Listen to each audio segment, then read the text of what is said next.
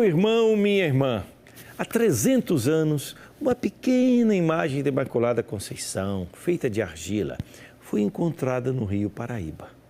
Humildes pescadores testemunham um sinal que lhes reaviva a fé. Junto com a imagem aparecida nas águas, vem uma quantidade de peixes, sinalizando os dons de Deus que nos são concedidos sem medida. Essa ocasião nos oferece uma oportunidade de conhecer mais sobre a Mãe de Jesus, a partir da Bíblia, da tradição viva da Igreja, das nossas comunidades, da Palavra de Deus, claro, e do Magistério. A devoção a Maria, tão apreciada no meio dos católicos, precisa ser lúcida e equilibrada. Comecemos fazendo uma introdução geral ao estudo sobre Maria, que chamamos de Mariologia ou Mariologia.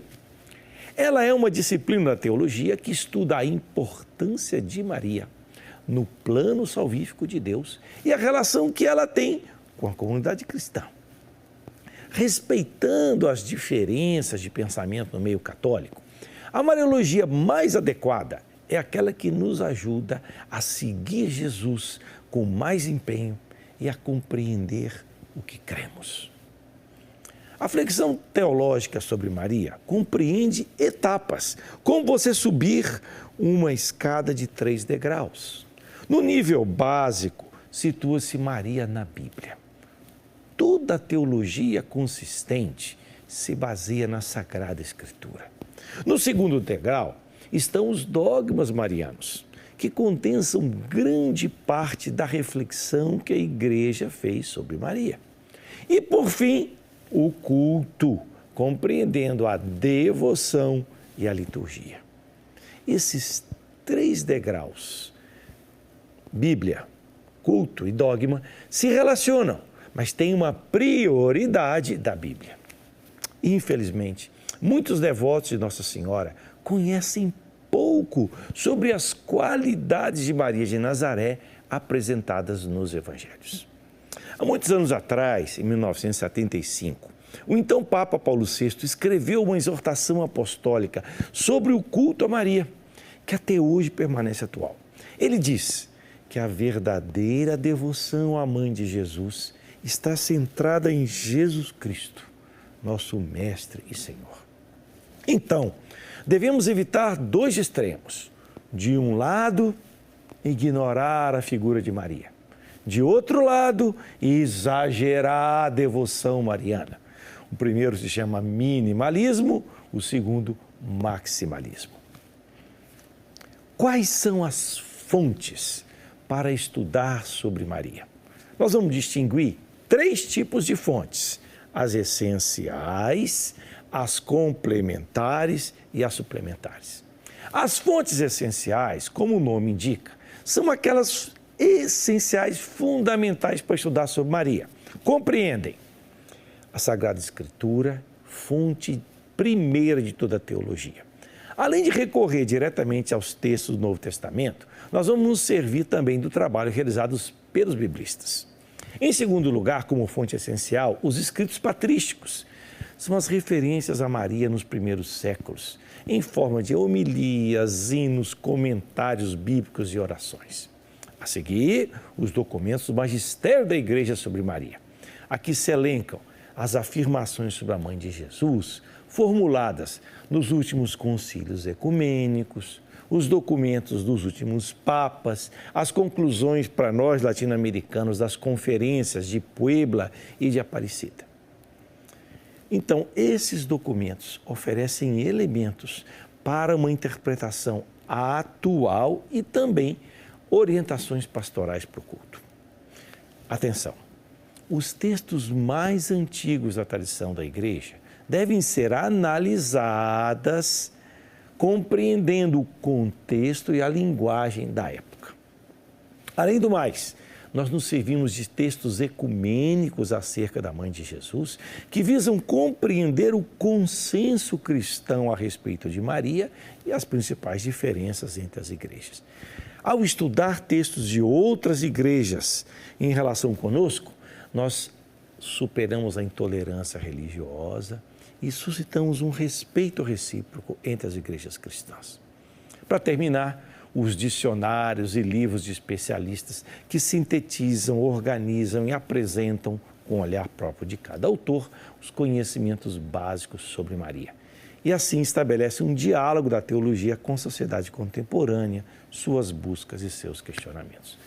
Vejamos agora as fontes complementares. Nelas estão os escritos de teólogos, santos e missionários no correr dos séculos, que contêm alguns elementos preciosos para nós sobre Maria. Por exemplo, o Tratado da Verdadeira Devoção de Grignon de Montfort, as Glórias de Maria de Santo Afonso. Mas atenção, estes textos não devem ser lidos ao pé da letra ou então fora do seu contexto, porque eles estão influenciados às vezes por um certo exagero devocional ou por limites da visão da época que agora já foram superados. Nós temos que captar as intuições desses autores à luz da recente teologia bíblica, do Concílio Vaticano II, das palavras do magistério e do bom senso. Além disso, podem ser úteis para nós pinturas, esculturas, músicas, poemas e outras obras artísticas. Esse material traz para nós elementos que permitem um amplo leque de interpretação. O que o autor quis comunicar sobre Deus, o ser humano e Maria? O que é significativo para nós? Inclui-se também aqui o estudo sobre os ícones orientais.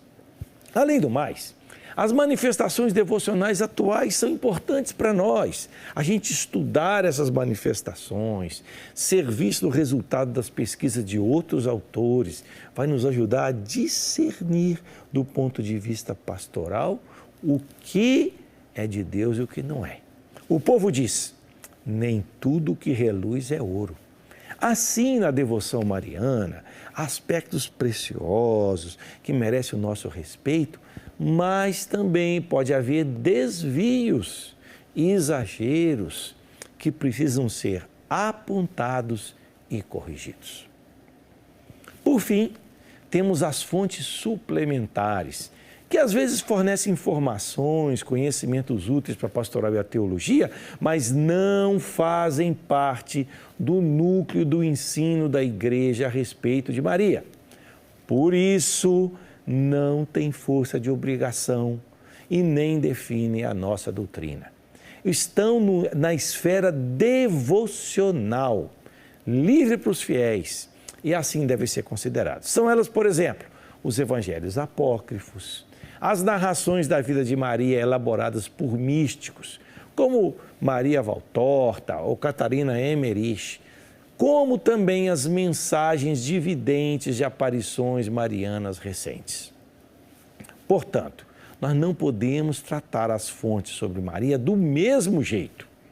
As palavras do Evangelho, por exemplo, ou do Concílio Vaticano II, têm mais valor do que um texto dos apócrifos ou mesmo um depoimento de uma vidente. O que é prioritário para nosso estudo sobre Maria na perspectiva católica?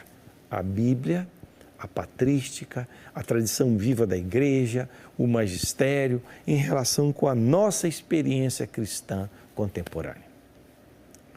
Olha só, gente, a devoção e a teologia são formas diferentes e complementares para a gente conhecer a Mãe de Jesus. A devoção compreende essa relação de entrega, de confiança, de gratidão, de louvor a Deus e aos santos.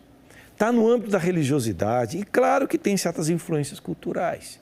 Expressa uma dimensão mística da fé. Já a teologia, ela exercita outra dimensão da fé, que é o conhecimento.